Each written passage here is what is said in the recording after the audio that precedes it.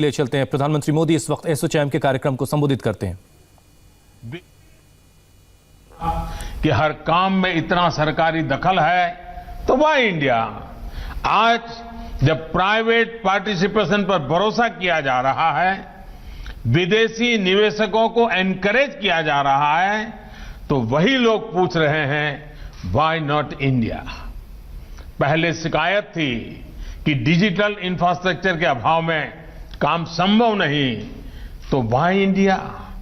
आज जब इतना आधुनिक डिजिटल इकोसिस्टम हमारे यहां है, तो सेंटिमेंट है व्हाई नॉट इंडिया। साथियों, नया भारत अपने सामर्थ्य पर भरोसा करते हुए, अपने संसाधनों पर भरोसा करते हुए आत्मनिर्भर भारत को आगे बढ़ा रहा है। और इस लक्ष्य की प्राप्ति के लिए मैन्युफैक्चरिंग पर हमारा विशेष फोकस है। मैन्युफैक्चरिंग को बढ़ावा देने के लिए हम निरंतर रिफॉर्म्स कर रहे हैं। रिफॉर्म्स के साथ साथ रिवॉर्ड्स को आज देश की नीति का अहम माध्यम बनाया गया है। पहली बार 10 से ज्यादा सेक्टर्स को एफिशिएंसी और प्रोडक्टिविटी आधारित इंसेंटिव के दायरे में लाया गया है। मुझे खुशी है कि बहुत कम समय में ही इसके पॉजिटिव रिजल्ट भी देखने को मिल रहे हैं। इसी तरह बेहतर कनेक्टिविटी, बेहतर सुविधाएं और लॉजिस्टिक को कॉम्पिटिटिव बनाने के लिए चल रहे सब प्रयास भी इंडस्ट्री के लिए रिवॉर्ड ही है।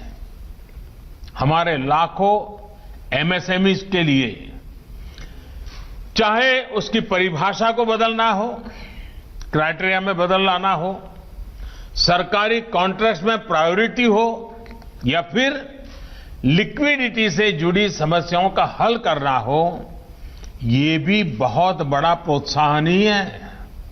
साथियों, देश आज करोड़ों युवाओं को अवसर देने वाले एंटरप्राइज और वेल्थ क्रिएटर के साथ है। आज भारत के युवा इनोवेशन के स्टार्टअप दुनिया में अपना नाम बना रहे हैं। सरकार की एक एफिशिएंट और फ्रेंडली इकोसिस्टम बनाने के लिए निरंतर कोशिश जारी है।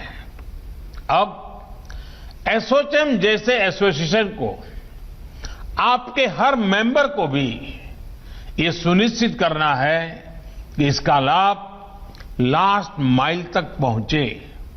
इसके लिए इंडस्ट्री के भीतर भी आपको रिफॉर्म्स को एनकरेज करना होगा। जो बदलाव हम अपने लिए देखना चाहते हैं, वही बदलाव हमें अपने संस्थानों में भी करने होंगे। जितनी लिबर्टी, जितना इंक्लूजन, जितनी हैंड होल्डिंग, जितनी ट्रांसपेरेंसी आप सरकार से, सोसाइटी से चाहते हैं, उतना ही इंडस्ट्री के भीतर विमेन के लिए, युवा टैलेंट के लिए, छोटे उद्योगों के लिए हम सबको सुनिश्चित करना ही है। हमें कॉरपोरेट गवर्नेंस से लेकर प्रॉफिट शेयरिंग तक दुनिया की बेस्ट प्रैक्टिसेस को जल्द से जल्द अपनाना होगा। प्रॉफिट सेंट्रिक अप्रोच के साथ ही हमें उसे पर्पज ओरिएंटेड भी बनाएंगे, तो सोसाइटी के साथ ज्यादा इंटीग्रेशन संभव हो पाएगा।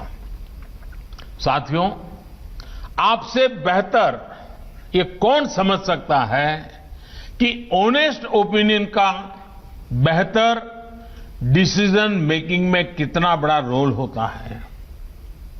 कई बार हमें लोग मिलते हैं, कहते हैं कि ये शेयर बढ़िया है, ये सेक्टर बढ़िया है, इसमें इन्वेस्ट कर दो।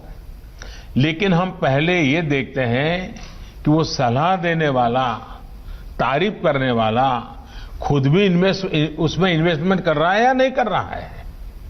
यही बात इकोनॉमीज पर भी लागू होती है। आज इंडियन इकोनॉमी पर दुनिया को भरोसा है, इसके प्रमाण है। पैंडेमिक के दौरान जब पूरी दुनिया इन्वेस्टमेंट के लिए परेशान है, तब भारत में रिकॉर्ड एफडीआई और पीएफआई आया है। दुनिया का ये कॉन्फिडेंस नए स्तर पर पहुंचे, इसके लिए डोमेस्टिकली भी हमें अपने इन्वेस्टमेंट को कई गुना बढ़ाना है। आज आपके पास हर सेक्टर में इन्वेस्टमेंट के लिए संभावनाएं भी हैं और नए अवसर भी हैं। साथियों, निवेश का एक और पक्ष है जिसकी चर्चा आवश्यक है। ये है research and development, R&D। R&D पर होने वाला निवेश। भारत में R&D पर निवेश बढ़ाए जाने की बहुत जरूरत है।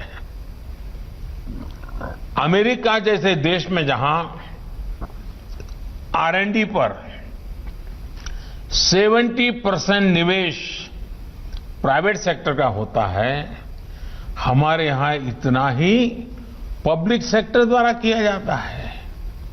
इसमें भी एक बड़ा हिस्सा आईटी, फार्मा और ट्रांसपोर्ट सेक्टर में है। यानी आज जरूरत यह है कि R&D में प्राइवेट सेक्टर की भागीदारी बढ़े। कृषि, डिफेंस, स्पेस, एनर्जी, कंस्ट्रक्शन, यानी हर सेक्टर में हर छोटी बड़ी कंपनी को R&D के लिए एक निश्चित अमाउंट तय करना चाहिए। साथियों, आज जब लोकल को ग्लोबल बनाने के लिए हम मिशन मोड पर आगे बढ़ रहे हैं, तो हमें हर जियो पॉलिटिकल डेवलपमेंट पर तेजी से रिएक्ट करना होगा। ग्लोबल सप्लाई चेन में आने वाली किसी भी अचानक आई डिमांड को भारत कैसे पूरा करेगा, इसके लिए एक प्रभावी मैकेनिज्म होना जरूरी है। इसमें आप विदेश मंत्रालय की भी मदद ले सकते हैं। कोविड से इस संकट काल में हमने देखा है कि विदेश मंत्रालय के पूरे नेटवर्क का बेहतर उपयोग होने से किस तरह हम तेजी से अपने लक्ष्य हासिल कर सकते हैं। विदेश मंत्रालय, कॉमर्स एंड ट्रेड और एसोचैम जैसे इंडस्ट्री के संगठनों के बीच बेहतर तालमेल आज समय की मांग है। मैं आपसे आग्रह करूंगा कि ग्लोबल ट्रांसफॉर्मेशन पर तेजी से रिएक्ट करने के लिए, तेजी से रिस्पॉन्स करने के लिए मैकेनिज्म बेहतर कैसे हो, इसके लिए आप हमें अवश्य अपने सुझाव दें। आपके सुझाव मेरे लिए बहुत मूल्यवान हैं। साथियों, भारत अपनी जरूरतों को पूरा करते हुए दुनिया की मदद करने में भी सक्षम है। फार्मर से लेकर के फार्मा तक भारत ने ये कर दिखाया है। कोरोना काल में भी तमाम मुश्किलों के बावजूद भारत ने फार्मेसी ऑफ द वर्ल्ड की जिम्मेदारी निभाते हुए दुनिया भर में जरूरी दवाइयां पहुंचाई है। अब वैक्सीन के मामले में भी भारत अपनी जरूरतें तो पूरी करेगा ही, दुनिया के अनेक देशों की उम्मीदों पर भी खरा उतरेगा। साथियों, रूरल और अर्बन डिवाइड को कम करने के लिए जो प्रयास सरकार बीते 6 सालों से कर रही है, इंडस्ट्री उन प्रयासों को मल्टीप्लाई कर सकती है।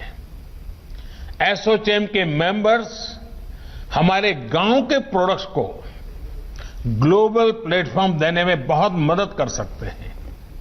आजकल आप देखते सुनते होंगे कि कोई स्टडी आ गई कि इस चीज में बहुत प्रोटीन है, ये बहुत प्रोटीन रिच है, तो लोग उसे खाना शुरू कर देते हैं। हम उसे इंपोर्ट करना शुरू कर देते हैं। हमें पता तक नहीं होता है कि हमारे घर में, हमारे टेबल पे, हमारी थाली में किस प्रकार से विदेशी चीजें घुस जाती है। हमारे यहां देश में ऐसी ही चीजों का कितना बड़ा भंडार है, और ये भंडार देश के किसानों के पास है, देश के गांवों में है। हमारी ऑर्गेनिक फार्मिंग, हर्बल प्रोडक्ट्स, ऐसी बहुत सी चीजें हैं जिन्हें एसोचैम द्वारा प्रमोट किया जाना चाहिए। दुनिया के बाजार में भारत की पैदावारों का डंका बजना चाहिए। इनसे जुड़े कंपटीशन और उसके लिए लगातार स्पर्धाएं होती रहे, कंपटीशन कराकर इनका प्रचार प्रसार करके इनके स्टार्टअप्स को बढ़ावा देकर आप ये कर सकते हैं। भारत सरकार हो, राज्य सरकारें हो, फार्म ऑर्गेनाइजेशंस हो, सभी को मिलकर इस दिशा में काम करने की आवश्यकता है। अगर हमारे फार्म सेक्टर को बेहतर प्रमोशन मिले, बेहतर इंफ्रास्ट्रक्चर मिले, बेहतर मार्केट मिले, तो हमारी पूरी ग्रामीण अर्थव्यवस्था बुलंदी पर पहुंच सकती है।